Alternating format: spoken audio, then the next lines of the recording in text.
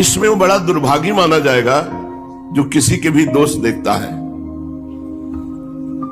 कोई कुछ कर रहा है, आप उसे गलत मान रहे हैं, तो आप निर्णायक हैं क्या? आपको सृष्टि की सेवाएं दी गई क्या कि सबके दोष देखो? समय नहीं मिलना चाहिए। बहुत कृपा है, अन्य की चर्चा और अन्य से संबंध है नहीं आप लोगों का, बड़ी कृपा है।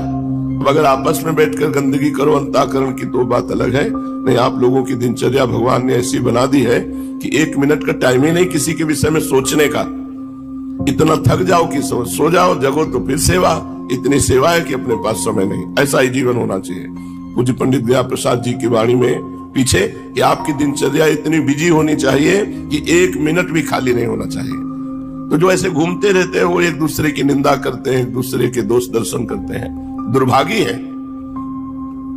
और कहते हैं ऐसे मूर्ख लोग जो दूसरे की निंदा करते हैं, हमारे प्राण संकट में तो भी मैं ऐसों के दर्शन नहीं करना चाहूंगा। इनके दर्शन कर लियो प्राण बच जाएंगे, तो प्राण निकल जाए, पर ऐसे नीच पुरुषों का दर्शन ना हो जो दूसरों की निंदा करते हैं। ये नियम बना लो, पर चर्चा नहीं करनी, वाणी का नियम बना लो, बहुत बढ़िया जीवन हो जाएगा।